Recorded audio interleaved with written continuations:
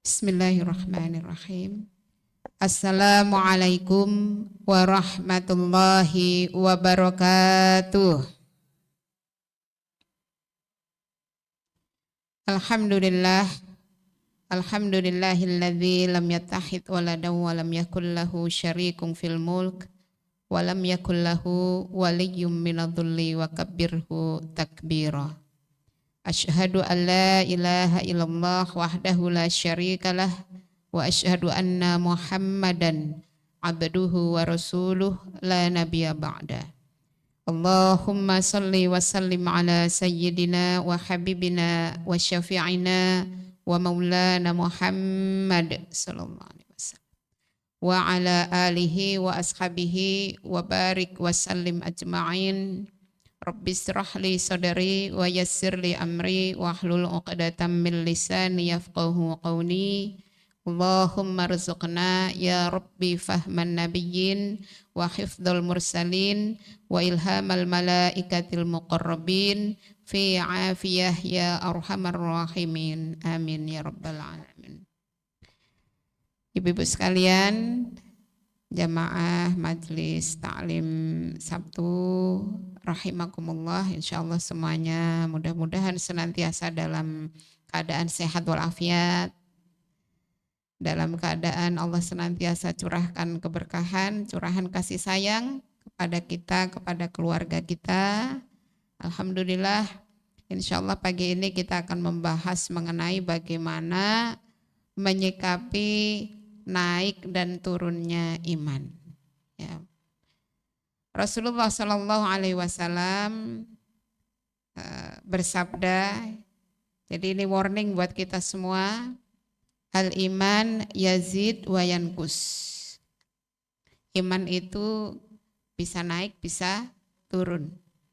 Ya, jadi memang tidak ada iman yang konstan. Ya, kecuali untuk makhluk-makhluk tertentu. Kalau dalam akidah Ahlussunnah wal Jamaah, ya ibu-ibu, iman yang naik turun itu hanya berlaku untuk manusia dan jin secara umum. Ya. Sedangkan kalau untuk para malaikat Allah ada dua pendapat. Pendapat yang pertama adalah iman para malaikat itu naik terus. Ya, jadi semakin kokoh, semakin teguh. Pendapat ulama yang lain, iman para malaikat Allah itu tetap. Ya, jadi dari semenjak diciptakan oleh Allah sampai nanti imannya itu tetap dalam keadaan apa? Tetap dalam keadaan teguh, ya, dalam keadaan kuat. Makanya para malaikat Allah tidak ada yang membangkang, nggak ada yang males, gitu. Ya, semuanya dalam keadaan taat. Nah, kemudian di kalangan manusia ada segolongan manusia yang dipilih oleh Allah Subhanahu wa taala yang imannya itu selalu naik. Nah, siapa? Khusus untuk nabi dan rasul.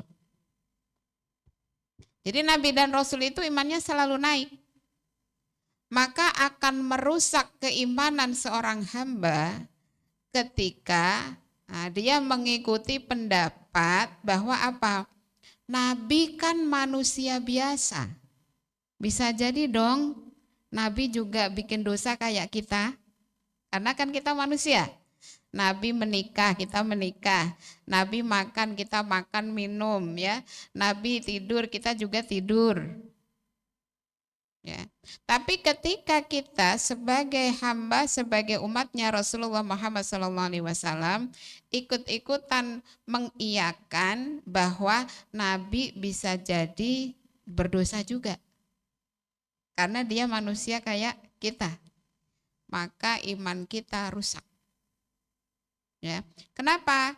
Karena Nabi dan Rasul itu di dalam akidah Ahlussunnah wal Jamaah imannya akan selalu naik. Maka Allah berikan sifat apa? Maksum. Terpelihara dari dosa. Contoh ya ibu-ibu ya. Nabi Musa alaihissalam, beliau dari kalangan Bani Israel, diberikan fisik yang kuat, ya, bahkan ketika menolong anaknya Nabi Harun ya, menolong ketika ngantri di sumur, ya, ngantri air, tiba-tiba ada laki-laki yang nyerobot, kemudian itu cuma didorong bukan dipukulin gitu, mati. Ya, kenapa? Karena fisiknya sangat kuat. Begitu juga dari sisi kecerdasannya luar biasa. Maka sampai Nabi Musa alaihissalam itu sempat terbesit, gitu ya, bahwa beliau sebagai seorang manusia memiliki kekuatan, memiliki kecerdasan yang luar biasa. Maka langsung Allah tegur. Tegurannya apa, Bu? Wahai Musa, sesungguhnya ada laki-laki yang lebih mulia daripada kamu.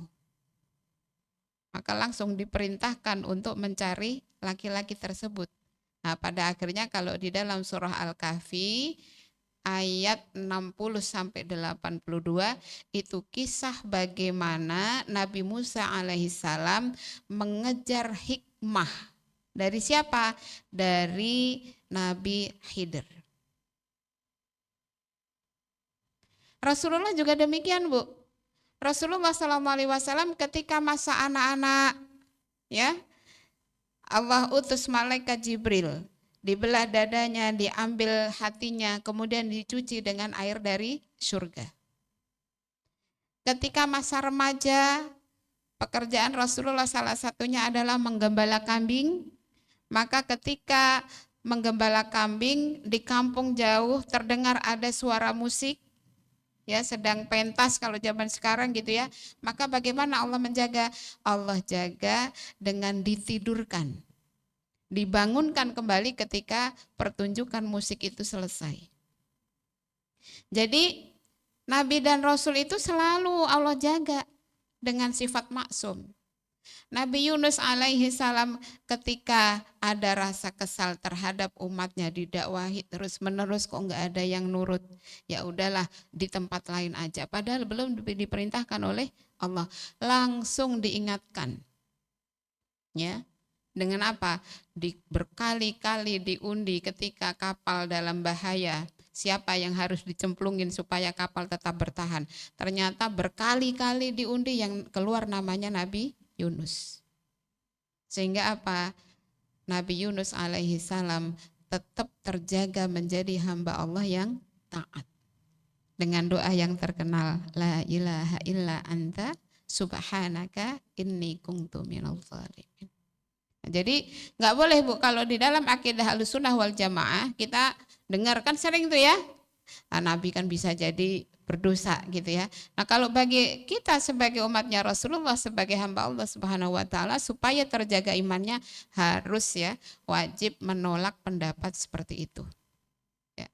Nabi dan Rasul adalah manusia-manusia ar-rijal yang dipilih oleh Allah Subhanahu wa taala, imannya selalu naik. Ya. Maka yazid wa yankus, al-iman yazid wa yankus itu hanya berlaku untuk manusia kayak kita, Bu. Ya, manusia biasa. Ya. Dan juga jin. Jin juga nanti ada yang di surga, ada yang di neraka. Ya, makanya kan wa ma khalaqtul jinna wal insa illa liya'budun. Yang diperintahkan untuk tunduk, untuk taat, untuk ibadah kepada Allah Subhanahu wa taala bukan cuma manusia, tetapi juga jin. Ya.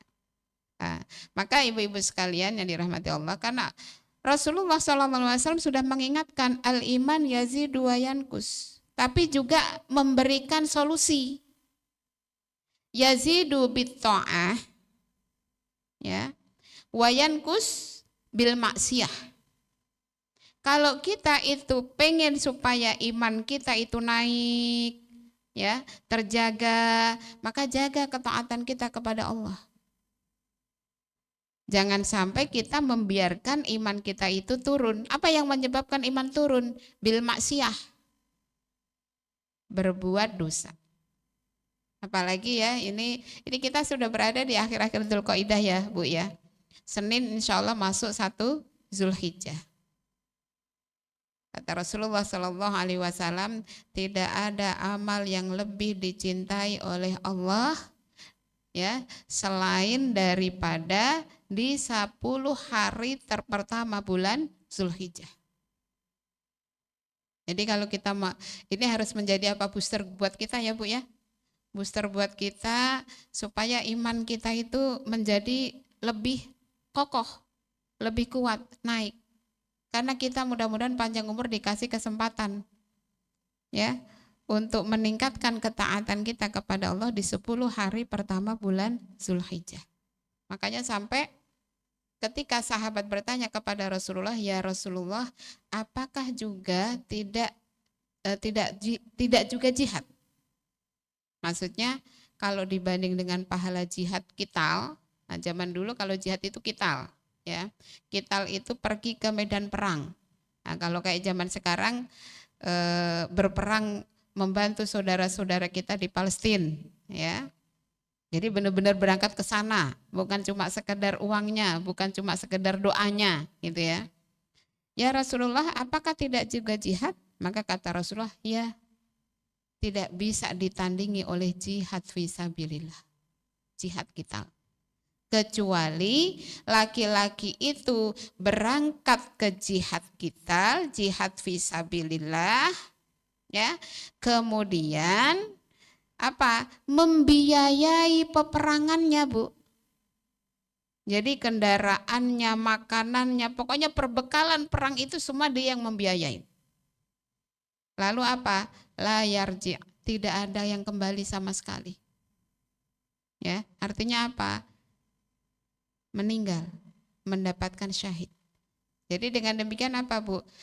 Pahala amal ketaatan, amal solih yang dilakukan oleh seorang mukmin di 10 hari pertama bulan Zulhijjah yang bisa menandingi itu hanya pahala orang yang syahid di jalan Allah ya dalam peperangan, dan dia juga membiayai perbekalan peperangan itu. Masya Allah. Jadi spesial banget. Makanya disampaikan oleh Syekhul Islam Imam Ibnu Taimiyah. Ya, beliau mengatakan ini ya Bu ya, saking utamanya 10 hari pertama bulan Zulhijjah, beliau mengatakan hari-hari 10 hari pertama bulan Zulhijjah lebih utama daripada hari-hari 10 hari terakhir bulan Ramadan. Dan malam-malam 10 hari terakhir bulan Ramadan lebih utama daripada malam-malam 10 hari pertama bulan Zulhijjah. Jadi di 10 hari itu Bu ya, kalau dari fajar sampai maghrib selama setahun ya, paling utama itu adalah 10 hari pertama bulan Zulhijjah. Kalau malamnya 10 hari terakhir bulan Ramadan. Apalagi ada hari Arafah. Kalau di hari Arafah itu, kalau di dalam hadis Allah Subhanahu wa taala paling banyak membebaskan hamba-hambanya dari api neraka itu di hari Arafah. Tanggal 9 nanti, Bu. Kalau tanggalan Masehi kemungkinan tanggal 26. Ya. Yang lebih spesial lagi dari asar sampai maghrib. Makanya sebisa mungkin dari asar sampai maghrib di hari Arafah, kalau bisa sore jangan sibuk dengan bikin ketupat, masak rendang gitu ya Bu ya. Jadi dijeda dulu gitu ya, dijeda dulu, kita lebih banyak di sajadah kita gitu ya, banyak-banyak zikir ya, banyak-banyak taubat, banyak-banyak sholawat, dan banyak-banyak doa yang terbaik untuk hajat-hajat kita di dunia wal akhirah. Jadi insya Allah ya ibu-ibu, bahasan ini relate banget gitu ya, karena kita mau ke 10 hari pertama bulan Zulhijjah. Nah, jadi kita harus memompa diri kita ya, supaya iman kita itu semakin kokoh, semakin teguh. Kenapa? Karena tadi ya ibu-ibu, yazidu bitta'ah. Iman akan naik kalau banyak ketaatan, meningkat ketaatan kita kepada Allah Subhanahu wa taala. Nah, sekarang kita Coba pahami dulu ya Bu ya. Ciri ya, ciri iman yang menurun itu seperti apa? Nah, supaya kita bisa mendeteksi diri ya.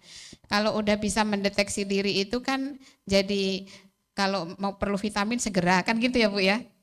Kalau perlu istirahat segera, kalau perlu obat segera kan gitu kalau bisa mendeteksi diri.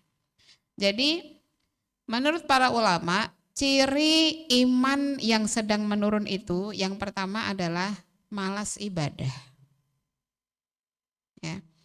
Malas ibadah itu dalam bentuk apa? Kok kayaknya kok mau sholat aja kok kayaknya berat. Mau ngangkat badan berat. Ya. Dengar azan mungkin lagi senderan atau lagi rebahan kok kayaknya berat. Nah, ya. Jadi ketika suratul istijabah, kebersegeraan kita itu kok lemah, nah itu tanda-tanda Bu, iman kita lagi menurun gitu Bu. Ya. Juga bisa dalam bentuk malas beribadah ini, ketika kita ibadah kok nggak khusyuk, ya, kok nggak konsen, lupa melulu rakaatnya, misalnya begitu ya Bu ya. Tadi udah tahiyat belum ya?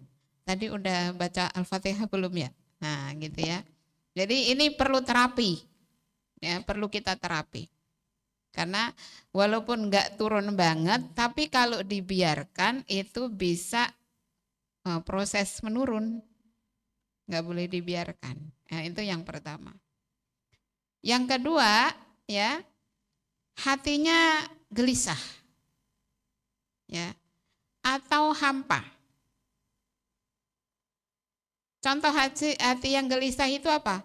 Gampang khawatir, gampang cemas. Ya. Jadi mudah khawatir, mudah cemas, merasa lelah dengan kehidupan, padahal kehidupan itu anugerah dari Allah. Kita dikasih hidup itu anugerah dari Allah, Bu. Masih bisa taubat, masih bisa sholat, ya, masih bisa beramal solih. Itu anugerah dari Allah Subhanahu Wa Taala. Ya. Tapi kayaknya ini ya lelah banget hidup. Nah, padahal nggak mengerjakan hal yang berat, ya. Sering merasa khawatir, sering merasa kadang-kadang kayaknya capek banget ya hidup kayak gini. Nah, itu imannya lagi menurun.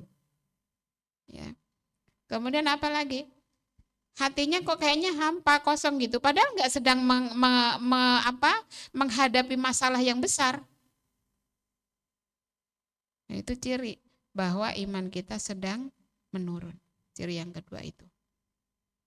Hatinya kadang gelisah, hatinya kadang hampa. Kalau orang sekarang gitu ya, anak-anak sekarang bilangnya apa Bu? Gabut.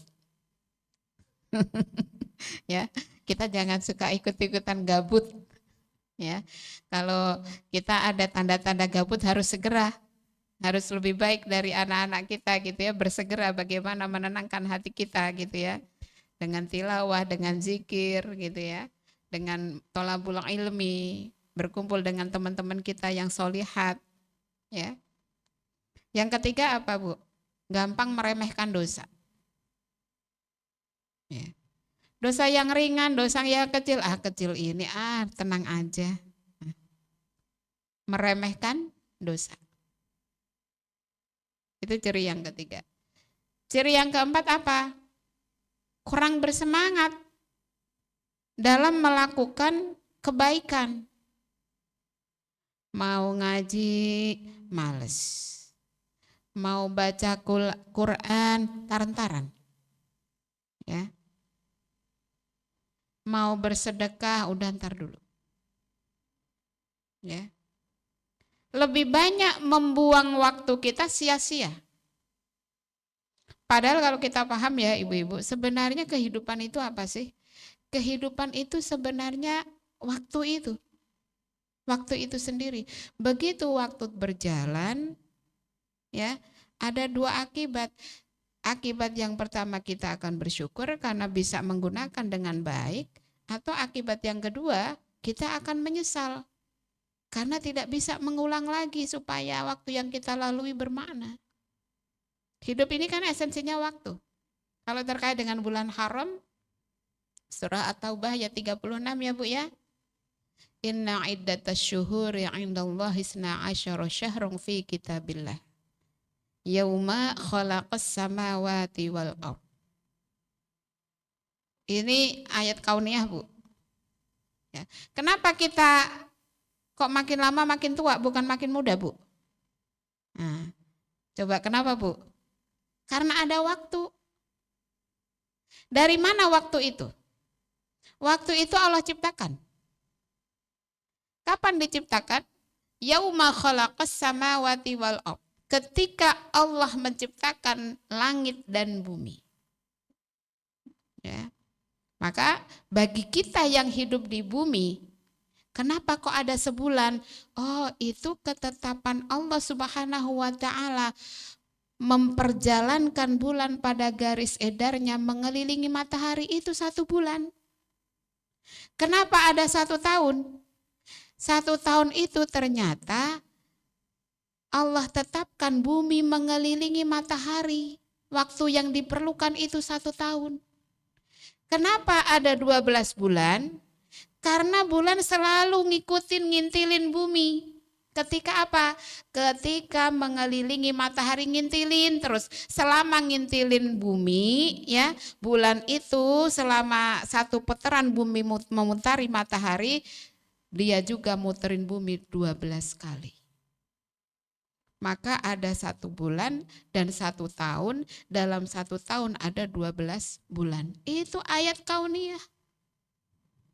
Ya, makanya kan ada 12 bulan dalam 1 tahun. Kapan ditetapkan? Ya ketika diciptakan langit dan bumi, ditetapkan sunatullah. Sunatullah itu apa? Sunatullah itu hukum alam. Ya. Maka selama Allah masih menetapkan bumi, bulan, matahari itu berputar terus pada garis edarnya, belum terjadi kiamat. Ketika kiamat, mereka tidak berputar pada garis edarnya. Terjadi tubrukan, hancur lebur, berhenti, maka saat itulah waktu mati. Maka apa yang terjadi ibu-ibu? Di surga tidak ada yang namanya semakin tua. Kenapa? Karena waktu mati. Di neraka ketika disiksa gak ada kematian. Begitu hancur lebur mati, hidup lagi, begitu lagi, terus menerus. Kenapa? Karena tidak ada waktu. Itu ayat kauniyah. At-Taubah ayat 36. Jadi ketika kita memahami bagaimana keagungan Allah yang Allah firmankan di dalam ayat itu, Masya Allah. Ya, kita hidup di dunia ini dengan karunia waktu yang diciptakan oleh Allah Subhanahu wa taala. Maka kita sedang berada, kalau di ayat itu kan minha arba'atun hurum, dari 12 bulan ditetapkan ada 4 bulan haram, 4 bulan mulia. Dzulqa'dah, Dzulhijjah, Muharram, Rajab. Apa keistimewaannya? Allah menetapkan 4 bulan ini sebagai bulan haram, kan gitu. Oh, di dalam ayat itu ternyata pertama ini fadilahnya, keutamaannya. Dzalikat dinul qayyim, sampai Allah pertegas di situ bahwa itu ketetapan agama yang lurus. Maka apa? Amal solih semuanya yang kita lakukan di 4 bulan haram, pahalanya dilipat gandakan. Jadi ngajinya kita Bu, di bulan ini, di bulan Dzulqa'dah, beda pahalanya dengan ngajinya kita ketika masih bulan Syawal, beda pahalanya. Kenapa? Dilipat gandakan. Ya. Kemudian apalagi fala tazlimu fihinna anfusakum. Di satu sisi Allah peringatkan, maka jangan menzolimi diri sendiri. Jangan biarkan kita berbuat maksiat, berbuat dosa. Kenapa? Karena dosanya juga dilipat gandakan. Nah ini kan luar biasa ya Bu ya, Allah memberikan kita bulan haram. Jadi kita di satu sisi berusaha untuk memperbanyak ketaatan, dan di satu sisi juga berusaha menjaga sekali supaya kita tidak melakukan perbuatan maksiat. Dan ini akan insya Allah menjadi salah satu jalan iman kita akan semakin teguh, akan semakin kuat. Nah kemudian yang selanjutnya, yang kelima, hatinya keras. Ya, hatinya keras. Ciri hati yang keras itu apa? Sulit menerima nasihat. Ya, sulit menerima nasihat. Kemudian apalagi? Mudah ngeluh dengan ketetapan Allah. Ya. Mudah marah. Insya Allah kalau kita rajin ngaji nggak ada yang pemarah. Ya. Sabar semua insya Allah. Amin ya Rabbal Alamin. Ya. Jadi kalau kita ada ciri-ciri itu ya Bu ya. Tadi apa Bu? Males ibadah, hatinya gelisah, gabut gitu ya. Suka gabut. Meremehkan perbuatan dosa, kurang semangat dalam melakukan kebaikan, kemudian hatinya kita keras, berarti itu tanda-tanda iman kita sedang menurun. Maka harus segera sadar, ya. Berarti kita hatinya sedang sakit kan gitu, hatinya sedang sakit. Nah, gimana supaya kita ini meningkat lagi, ya? Yang pertama kita harus memahami tentang makna iman. Iman itu enggak sekedar yakin. Ya. Iman itu mencakup 3 bagian. Yang pertama adalah tasdiqun bil jinan atau bil qalbi. Tasdik itu membenarkan. Nah, apa yang dibenarkan? Apa yang dibenarkan itu adalah apa-apa yang dibawa oleh Rasulullah Shallallahu Alaihi Wasallam yang bersumber dari Allah. Makanya harus paham, ya, perintahnya, harus paham larangannya, sehingga memang yang namanya tasdiqu bil jinan itu sangat erat kaitannya dengan ikhtiar kita thalabul ilmi. Kalau kita males thalabul ilmi, maka tasdiknya kosong. Jadi kalau ditanya iman enggak? Iman. Tapi ketika ditanya apa yang diimani enggak paham. Itu ibaratnya seperti pohon, ya, yang akarnya batangnya keropos.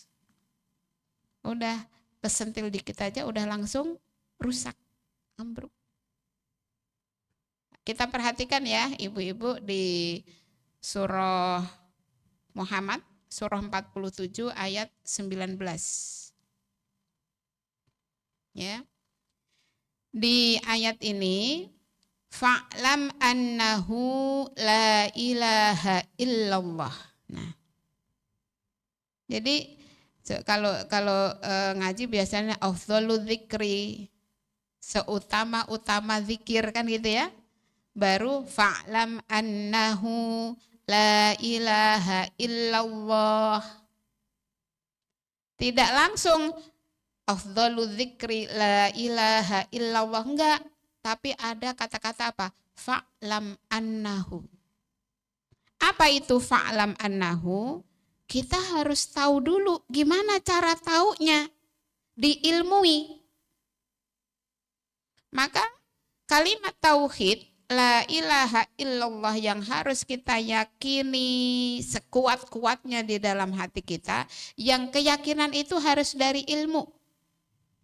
Harus dari ilmu. Maka meyakini Allah dengan ma'rifatullah, dengan mencari ilmu tentang sifat-sifat Allah, dengan mencari ilmu tentang asma Allah, ya, dengan mencari ilmu bukti-bukti keagungan Allah di alam semesta ini. Itu harus diilmui, kalau enggak bisa tasdik. Ya, enggak bisa kuat iman itu. Harus diilmui. Kalau kita sudah mengilmui, fa'lam annahu la ilaha illallah. Kemudian apa? Wastaghfir li dzambik walil mu'minina wal mu'minat. Mohon ampun. Baik itu bagi mukmin laki-laki maupun mukmin perempuan. Banyak-banyak mohon ampun kepada Allah. Ya. Jadi keyakinan kita itu tidak kemudian mengharuskan kita nggak punya dosa. Nggak ada manusia yang nggak punya dosa. Bahkan ada di dalam satu riwayat, kalau kalian tidak punya dosa, maka pasti Allah sudah membinasakan kalian. Dan akan Allah ganti kita dengan kaum yang dia berbuat dosa, kemudian mohon ampun kepada Allah. Kemudian Allah mengampuni mereka. Manusia pasti ada dosa. Tetapi kecepatan kita untuk menyadari bahwa itu adalah dosa. Kecepatan untuk kita kemudian memohon ampun kepada Allah Subhanahu wa taala, justru itulah nilai plus seorang hamba di hadapan Allah Subhanahu wa taala. Jadi bersegera, ya. Di dalam ayat ini wastaghfir lidzambika walil mu'minina wal mu'minat. Segera kita mohon ampun kepada Allah setiap hari, apalagi di bulan Zulhijjah ya, salah satu amalannya supaya kita termasuk orang-orang yang dibebaskan dari api neraka adalah memperbanyak taubat. Memperbanyak taubat.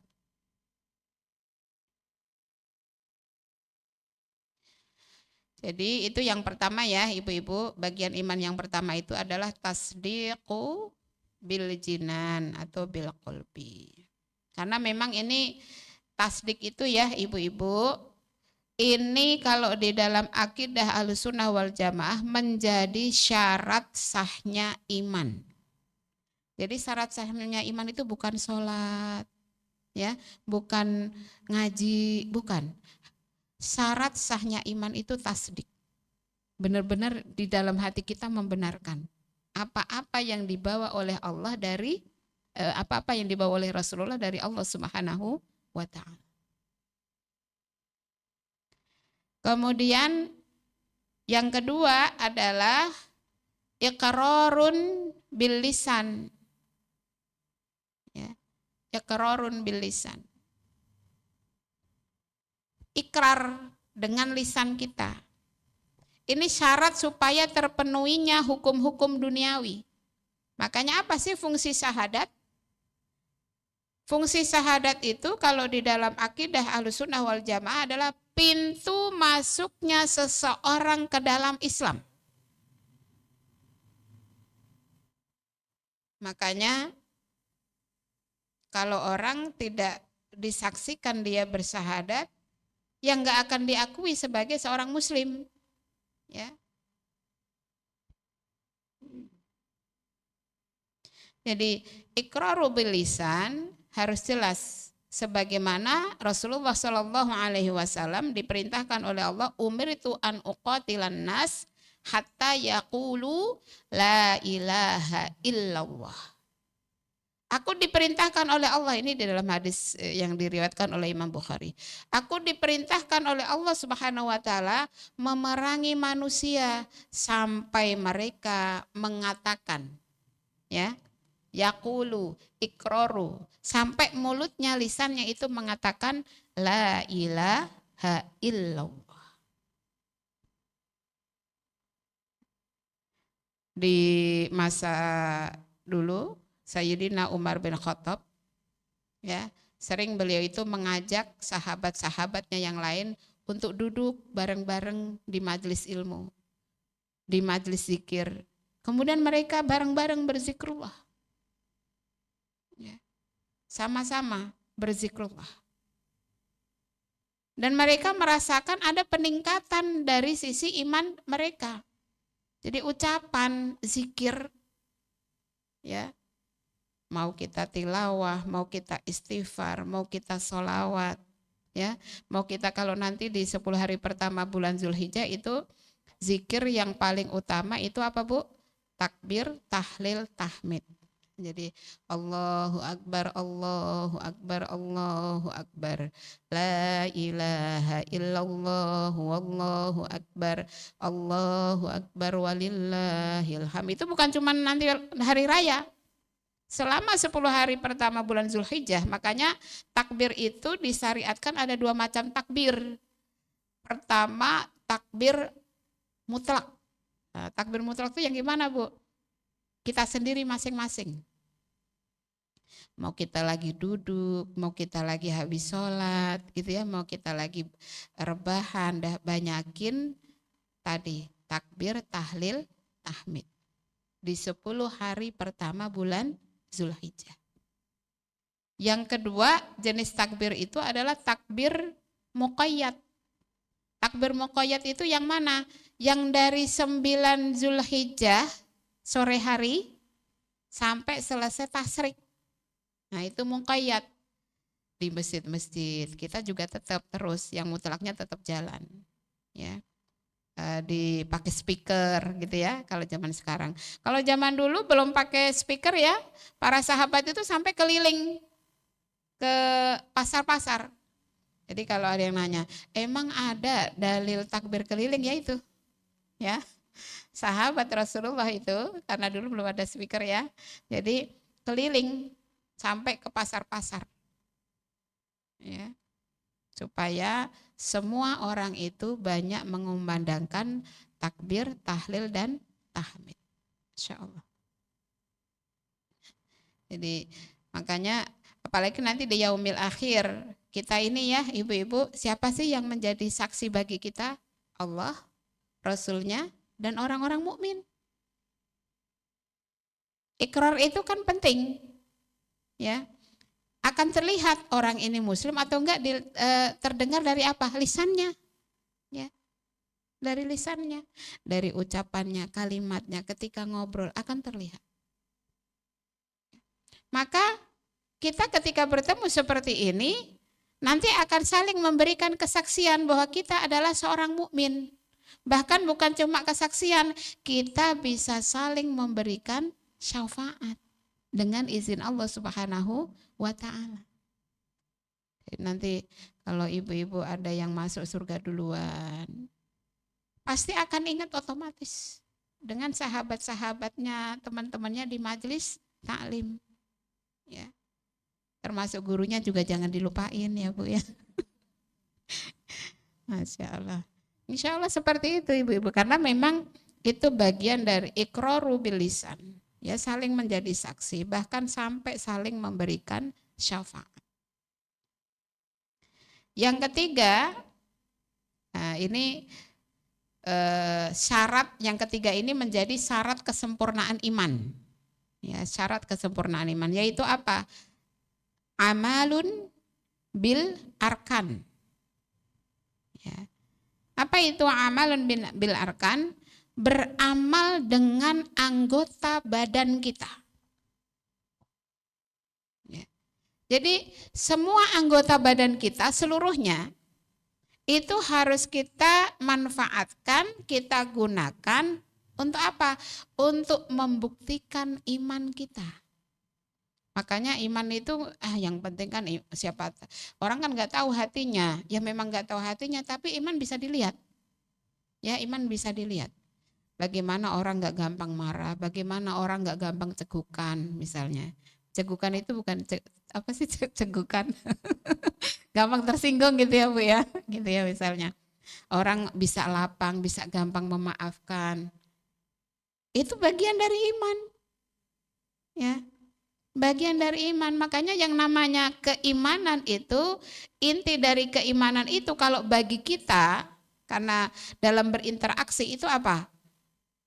Khuluqul hasan, akhlak yang baik, ya. Bagaimana mata untuk memandang dengan kasih sayang, bukan untuk mencibir, bukan untuk merendahkan. Bagaimana lisan hanya mengucapkan kebaikan-kebaikan. Bagaimana gestur badan kita bahkan, ya, hanya untuk kebaikan. Tergantung akhlak kita iman ini. Makanya syarat kesempurnaan iman itu justru letaknya pada amalun bil arkan. Nih, bukti nih badan kita, tangan kita untuk apa ya? Makanya kalau di surah Yasin nanti di yaumil akhir mulut dikunci, selain mulut bicara semua. Ya. Kenapa? Karena itulah yang akan ditanyakan amalun bil arkan. Jadi 3 ini Bu, iman itu harus mencakup 3 ini. Iman yang kokoh akan mendorong kepada apa? Ketaatan. Taat itu, seseorang itu akan semakin taat kalau imannya kuat. Begitu juga sebaliknya, iman itu akan menguat ketika apa? Ketika orang itu berusaha untuk semakin taat. Makanya di dalam Al-Quran, ibu-ibu selalu perintah untuk taat kepada Allah dan Rasulnya diawali dengan ya ayyuhalladzina amanu, selalu. Bukan ya ayyuhan nas. Tapi yang dipanggil adalah orang-orang yang beriman. Contohnya misalnya di surah Al-Anfal ayat 20. Ya. Ya ayyuhalladzina amanu athi'ullaha wa rasulah. Diawali dengan menyeru kepada orang-orang mukmin. Athi'ullah wa athi'ur rasulah. Ya, taatlah kalian kepada Allah dan taatlah kalian kepada Rasul. Sebaliknya masih di dalam ayat itu wala tawallau anhu wa antum tasma'un. Dan janganlah kamu berpaling dari Allah padahal kamu mendengar. Dinasehatin udah. Ya. Belajar ilmu agama udah, tetapi masih berpaling, itu membangkang. Ya. Itu dilarang oleh Allah Subhanahu wa taala. Orang mukmin itu ketika imannya bertambah kokoh, maka pasti ketaatannya juga akan bertambah kuat, akan bertambah baik. Nah, jadi taat itu juga ada tingkatannya ya ibu-ibu. Kalau Imam Ibnul Qayyim itu beliau mengkategorikan ada 3 tingkatan. Nah nanti jadi kita mikir nih tingkatan saya di mana gitu ya. Nah ternyata 3 tingkatan, ada tingkatan paling rendah, tingkatan tengah-tengah, tingkatan paling tinggi. Nah 3-tiganya berarti orang itu taat. Ya, kalau di luar yang 3 itu berarti dia tidak taat. Nah, yang pertama tingkatan yang paling rendah itu adalah taat karena khauf. Khauf itu apa? Takut. Contoh misalnya, kenapa sholat? Iya takut kalau ntar masuk neraka. Nah itu, ya. Kenapa kok ngalah? Nah gitu ya. Padahal bisa ngelawan misalnya gitu ya. Nggak mau takutnya nanti malah diazab. Nah, jadi takut masuk neraka, takut diazab. Jadi motivasi kita beramal sholih, kita beribadah, motivasinya takut masuk neraka atau takut diazab, itu termasuk taat. Boleh. Tapi tingkatan taatnya paling rendah. Tingkatan yang menengah adalah taat karena roja. Roja itu apa? Mengharapkan. Apa yang diharapkan? Kenapa sholat? Kenapa sedekah? Ya mudah-mudahan dapat surga. Nah gitu ya. Padahal kita selalu minta surga ya Bu ya. Rasulullah juga mengajarkan. Kenapa kok Rasulullah mengajarkan supaya kita minta surga? Ya karena itu bagian dari taat. Jadi boleh enggak? Waduh berarti kita bukan yang paling tinggi. Emang kita bukan yang paling tinggi. Ya, kita minta surganya Allah Subhanahu wa taala. ya, berharap pahala, berharap surga. Itu termasuk taat, tingkatan taat yang menengah. Tingkatan taat yang paling tinggi, Masya Allah, taat karena mahabbah, cinta. Orang yang mencintai itu, Bu, akan mudah terdorong untuk melakukan pengorbanan. Coba, di dunia ini, Bu, tidak ada yang mau berkorban luar biasa kepada anak kecuali siapa? Orang tuanya. Kenapa, Bu? Cinta. Mahabbah. Karena ada cinta. Maka kalau kita mencintai Allah dikarenakan apa? Pencipta alam semesta Allah, pencipta kita Allah. Yang memberikan nikmat karunia kepada kita Allah. Sedangkan kesulitan-kesulitan itu murni dari kesalahan-kesalahan kita. Jadi apalagi Allah Maha Pengampun, Masya Allah. Nikmat luar biasa. Jangan sampai ya Bu ya, kita udah menjalani kehidupan, mungkin Allah alam apakah masih ada seperempatnya gitu ya. Sisa usia kita atau berapa kita nggak tahu ya. Kita masih menjadi orang yang susah untuk bersyukur. Ya. Pokoknya tuh rasanya ngeluh aja. Merasa selalu ada masalah. Ya. Itu sebenarnya apa yang salah? Kurang di dalam mengenali karunia Allah atas diri kita. Pagi bisa bangun, makanya terapi supaya bersyukur itu apa Bu? Kalau kita masih susah bersyukur Bu ya, dari pagi coba ditulisin, alhamdulillah bangun sholat subuh, kepala nggak pusing. Syukuri. Alhamdulillah pagi-pagi bisa ngopi bareng sama suami. Nah, syukuri. Tulis. Kalau kita masih sulit untuk bersyukur gitu ya, tulis semua peristiwa-peristiwa dalam kehidupan kita yang baik-baik. Baru kita bersyukur. Karena mahabbah itu akan menghasilkan tadkhiyah, ya Allah. Bagaimana mungkin saya malas sholat sedangkan Engkau sudah memberikan karunia yang luar biasa. Mencintai Allah. Ketika kita mencintai Allah, dorongan mahabbah itu yang akan menjadikan kita itu mudah untuk tadkhiyah, berkorban, berjuang, berjihad. Ya, di jalan Allah Subhanahu wa taala. Nah, ini tingkatan yang paling tinggi. Ya, tingkatan yang paling tinggi. Makanya kalau orang mahabbah itu, Bu, pernah dengar mungkin ya, Bu ya? Apa? Walaupun disakiti tetap sayang. Itu mahabbah. Tetap sabar gitu. Mahabbah luar biasa kan?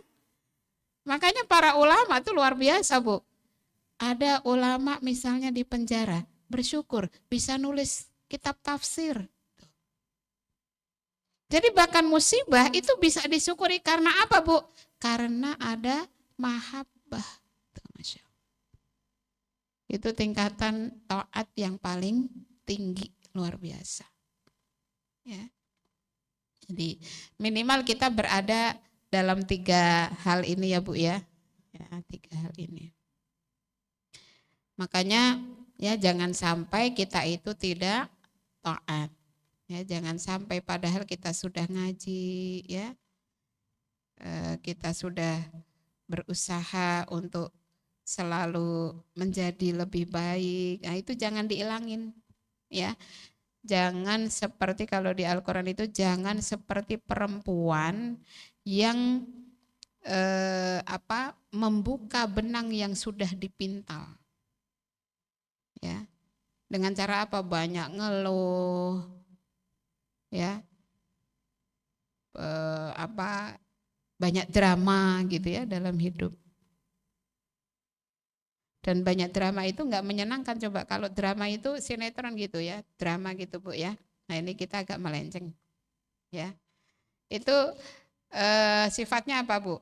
Panjang satu. Makin seru makin panjang, hati-hati. Ya makanya jangan banyak drama gitu ya. Makin seru makin panjang. Kalau udah selesai nanti ganti judul. ya. Nah, makanya jangan sampai hidup kita banyak drama. Ya. Baik, kita lanjutkan. Nah, ini nasihat dari Imam Hasan Al-Basri, ya. Karena memang ketaatan itu hanya bisa didorong dengan keimanan yang teguh, ya. Maka jaga supaya nih kolbu kita itu senantiasa dalam keadaan baik. Jangan sampai punya hati yang rusak, imannya rusak. Itu jangan sampai. Nasihat Imam Hasan Al-Basri, inna fasadal qulubi an sittati asya. Jadi beliau mengatakan sesungguhnya rusaknya hati itu disebabkan oleh 6 perkara. Ya. Nanti ini ada korelasinya dengan tadi ya Bu ya, ciri-ciri iman yang lemah tadi, sehingga gimana supaya kita menghindari. Yang pertama, ini ada di dalam kitab Nasoihul Ibad karya Imam An-Nawawi, ya, nasihat ini. Yang pertama yang menyebabkan fasadal qulub itu hatinya rusak. Pertama apa? Yudhnibuna biroja'it taubah. Mereka berbuat dosa dengan harapan apa? Ntar nanti bisa taubat. Lagi ngobrol-ngobrol, kebetulan lagi jalan-jalan gitu ya sama besti-bestinya, karena yang punya besti bukan cuma anak-anak kita Bu, emak-emak zaman sekarang tuh punya besti semua. Ngobrol-ngobrol, kebanyakan ngobrol gitu ya Bu ya, lama-lama ngomongin orang. Nah, karena udah rajin ngaji nih, ada yang ngingetin, jangan ngomongin orang, udahlah dosa, udah tenang nanti kita istighfar bareng-bareng, nah, misalnya. Bisa jadi bercandaan gitu ya. Padahal tidak ada yang bisa menjamin hidayah, ingatan, umur.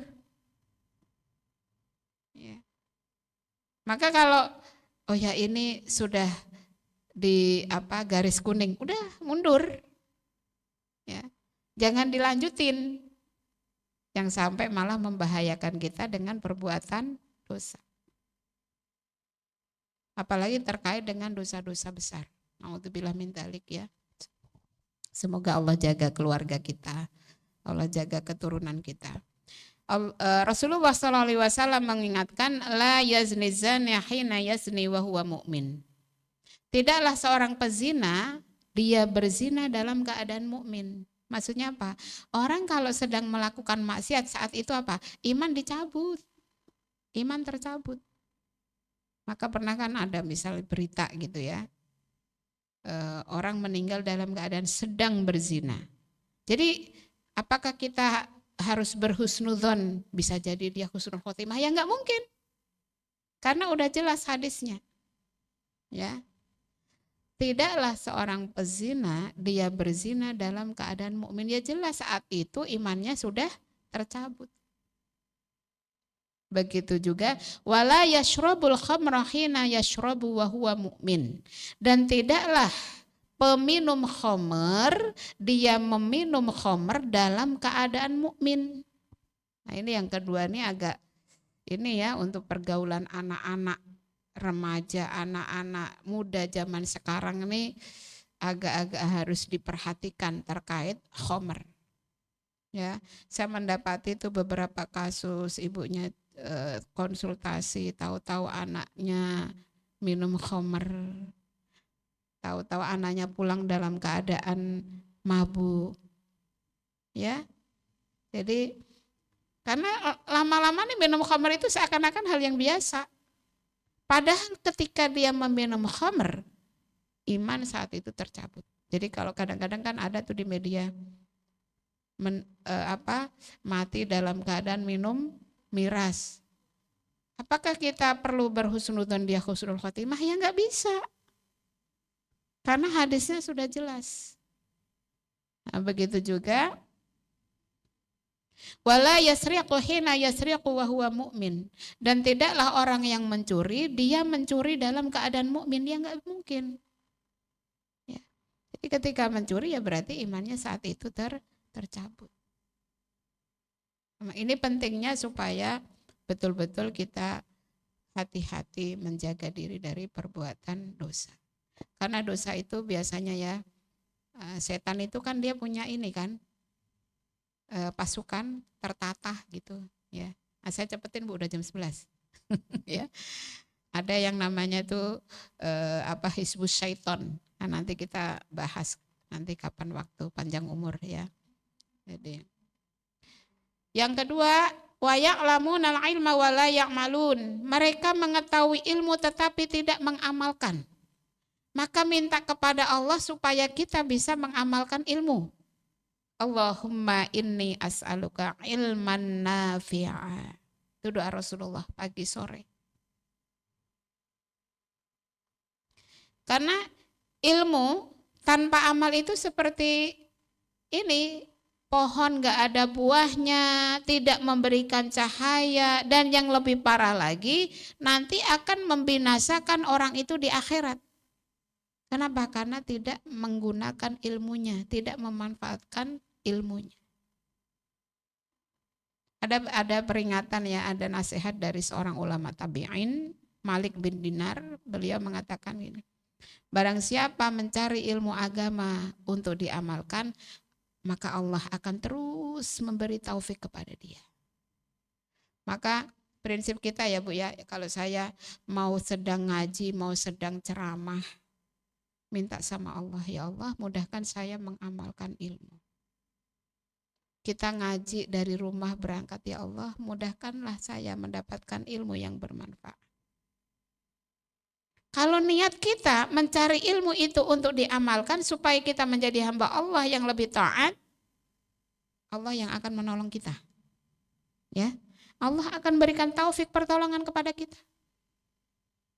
Sebaliknya kata tadi Imam Malik bin Dinar, barang siapa mencari ilmu bukan tujuannya untuk diamalkan, maka pasti ilmu itu hanya akan menjadi kebanggaan dan kesombongan.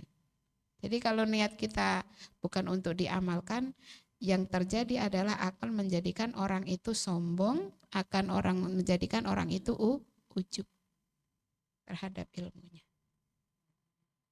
Yang ketiga, wa idza amilu la yukhlisun, ya, beramal tetapi tidak ikhlas. Nah, ciri tidak ikhlas itu apa, Bu? Gampang.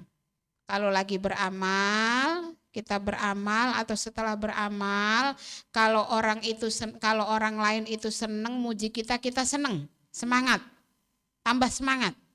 Tapi giliran ada orang yang mengabaikan kita, tidak mengakui kita, melempem, mundur, hati-hati.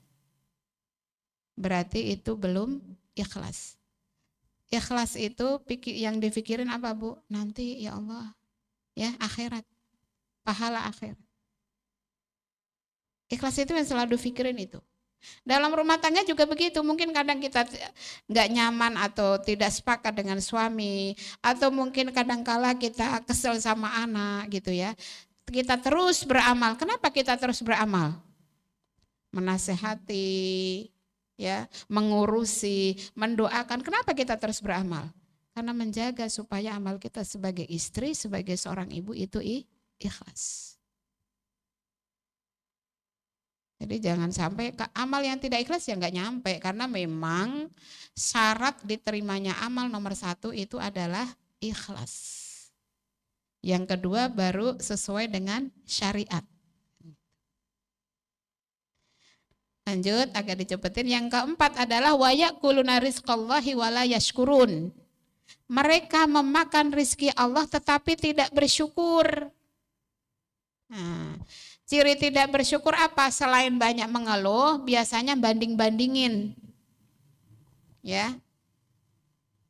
Dibanding-banding ke. Nah, elu sih enak. Nah, gitu, Bu.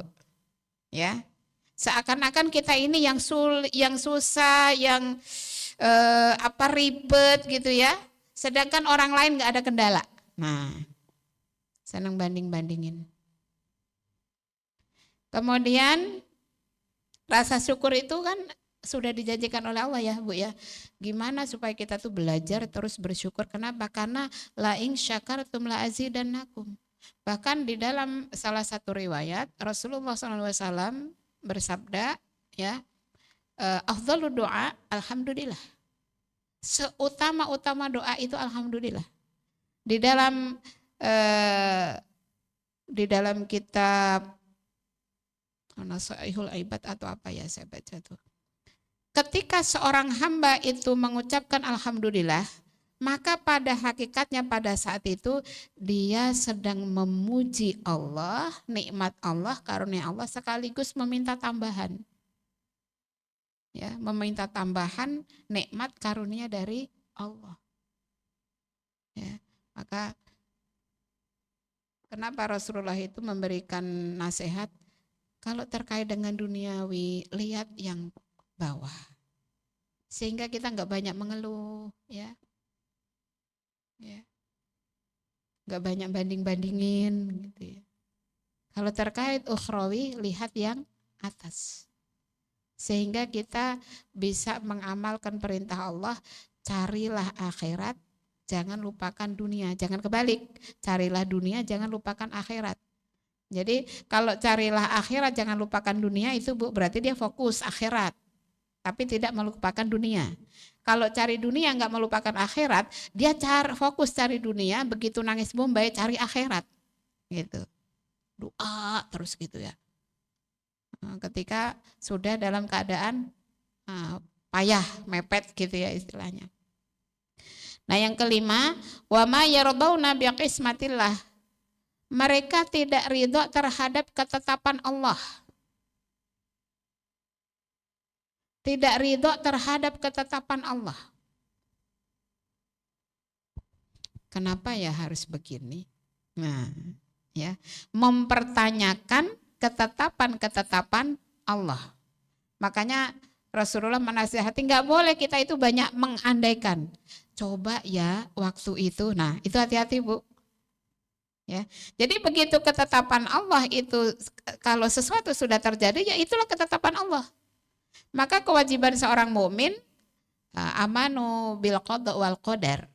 Beriman kepada qada dan qadar itu adalah nerima, kemudian bersikaplah yang terbaik terhadap ketetapan Allah. Jadi jangan sampai tadi ya, coba kalau dulu tuh. Nah, gitu ya. Ini hati-hati. Yang terakhir ibu-ibu, wa yadfinuna mautahum wala ya'tabirun. Mereka memakamkan atau menguburkan orang yang meninggal tapi tidak mengambil pelajaran. Kalau kita pernah ngantar keluarga atau teman ke makam ya Bu ya, berapa ukurannya? 2x1. Begitu dimasukkan, oh ternyata masih ada lubang kecil untuk memiringkan ya, tidurnya miring si mayat. Segitu doang Bu. Begitu ditutup papan, ditimbun tanah, selesai. Sendiri kita. Jadi pelajaran kita, oh ternyata kita transitnya di situ. Alam kubur itu kan transit ya Bu ya. Rasulullah SAW, beliau di dalam hadis yang diriwayatkan oleh Imam Tirmidzi, innal qabra awwalu manazilil akhirah. Sungguh liang kubur merupakan awal perjalanan akhirat. Fa inna jaminhu fama ba'dahu aisar minhu. Jika seseorang itu selamat mudah di alam barzah, selanjutnya mudah. Sampai nanti dia masuk ke dalam surganya Allah Subhanahu wa taala. Wa illam yanjaminhu fama ba'dahu asyaddu minhu. Dan kalau dia mendapatkan sulit, siksa di alam kubur, selanjutnya akan jauh lebih kejam. Itu sabda Rasulullah SAW. Makanya dengan demikian apa? Kalau kita mengantarkan saudara kita, keluarga kita ke makam, itu harus selalu jadi pelajaran buat kita. Itu loh tempat transit kita. Satu. Yang kedua apa? Tempat transit ini harus kita persiapkan untuk apa? Untuk supaya berbaringnya kita di kubur itu selalu mendapatkan nikmat. Caranya gimana? 3 hal kan? Ya, Idza anqata amalu ila min salatin. Terputus semua amal kalau orang sudah mati ila min salatin kecuali 3. 1, banyakin amal jariyah. Ya, shadaqatun jariyah. Yang kedua apa? Yang kedua ilmun yanfa'u bih. Ilmu yang bermanfaat. Ya. Tularkan, ilmu itu jangan dipakai sendiri doang. Manfaat untuk diri, manfaat untuk keluarga, manfaat untuk orang lain. Kalau kita belum bisa menyampaikan, ajak sebanyak-banyaknya supaya orang lain itu bisa mendengarkan ilmu. Itu termasuk ilmu yang fa'ubi. 1 orang saja nih kita ajak datang, kemudian dia mendapatkan hidayah dari Allah, pahala ngaluir terus ke kita. Yang ketiga apa? Waladun solihin yadu'ulah. Anak-anak yang solih yang mendoakan kita. Masya Allah. Jadi makanya kita jangan banyak ngeluh, sebisa mungkin jangan marah-marah, sebisa mungkin terus banyak doa untuk anak-anak kita. Kenapa? Karena kita pengen anak-anak kita menjadi itu ya. Jadi kalau kita udah di alam barzah nih, nikmat terus yang datang. Bahkan bisa jadi Bu, dosa-dosa kita selama di alam barzah habis. Ketika keturunan kita banyak mendoakan kita, memohonkan ampun atas kita. Wallahu a'lam bishawab ya ibu-ibu, mohon maaf lewat ya. Mudah-mudahan menjadi ilmu yang bermanfaat bagi kita semua. Al-haqqu min rabbik fala takunanna minal mumtarin. Billahi taufiq wal hidayah. Wassalamualaikum warahmatullahi wabarakatuh. Alhamdulillahirabbil alamin. Jazakillah khairan Ustazah Nurholia atas ilmu dan tuntunan yang telah disampaikan kepada kita semua. Semoga Ustazah Nurholia beserta keluarga mendapatkan keberkahan dan selalu dalam perlindungan Allah Subhanahu wa taala. Semoga kita semua dapat mengamalkan ilmu yang telah disampaikan oleh Ustazah Nurholia, bisa membantu kita untuk tetap istiqomah dalam beribadah dan dengan harapan amal-amal yang kita lakukan diterima oleh Allah Subhanahu wa taala. Sebelum menutup kajian, mohon kesediaan Ustazah Nurholia untuk memimpin doa buat saudara muslim kita yang sedang sakit, buat saudara muslim kita yang di dunia yang terzalimi, dan buat keadilan di negara kita, dan serta buat kebaikan kita semua beserta keluarga. Silakan Ibu. Baik ya ibu-ibu, mari sama-sama kita tutup dengan doa. Kita awali dengan istighfar.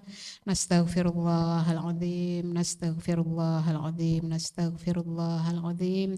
Alladzi la ilaha illa huwal hayyul qayyum wa atubu ilaih. Bismillahirrahmanirrahim. Hamdan na'imin hamdan yuwafi ni'amahu wa yukafi mazidah. Ya Rabbana lakal hamdu kama yanbaghi li jalali wajhika wa 'azimi sultanik.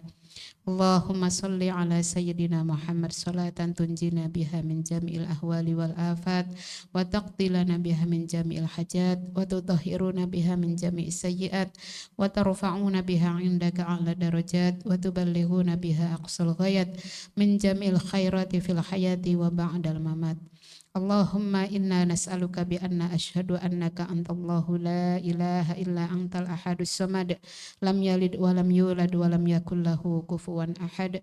Rabbana ighfir lana wa liwalidayna warhamhuma kama rabbayana shighara. Allahumma inna nas'aluka al-afiyah fid dunya wal akhirah. Allahumma inna nas'aluka al-afwa wal afiyah fid dinina wad dunyana wa ahlina wa malina. Allahumma astur auratina wa amin rawatina. Allahumma inna nas'aluka salamatan fid din wa afiyatan fil jasad wa ziyadatan fil ilmi wa barakatan fil rizqi wa taubatan qabla al maut wa rahmatan 'indal maut wa maghfiratan ba'dal maut. Allahumma hawwin 'alaina fi sakaratil maut wan najata minan nar wal 'afwa 'indal hisab. Rabbana la tuzigh qulubana ba'da idh hadaitana wa hab lana min ladunka rahmah innaka antal wahhab. Rabbana afrih 'alaina sabran wa tsabbit aqdamana wansurna 'alal qaumil kafirin. Rabbana atina min ladunka rahmah wa hayyi' lana min amrina rasyada. Rabbana hab lana min azwajina wa dhurriyyatina qurrata a'yun waj'alna lil muttaqina imama. Rabbi ja'alna muqimas salati wa min dhurriyyatina rabbana wa taqabbal du'a. Allahumma barik lana fi auladina waghfadhum wa la tadurruhum wa waffiqhum li ta'atika warzuqna birrahum birahmatika ya arhamar rahimin. Allahumma ja'al auladana auladan salihin hafizina lil Qur'an was sunnah fuqaha fid din mubarakan hayatuhum fid dunya wal akhirah.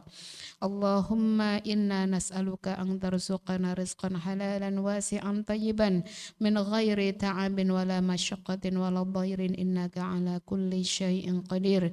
Allahumma inna nas'aluka nafsan mutma'innah tu'minu bi liqa'ika wa tardu bi qada'ika wa taqna'u bi 'ata'ik. Allahumma inna nas'alukal jannatal firdausal a'la bi ghairi hisabi wala adabi. Rabbana zalamna anfusana wa ilam taghfir lana wa tarhamna lanakunanna minal khasirin.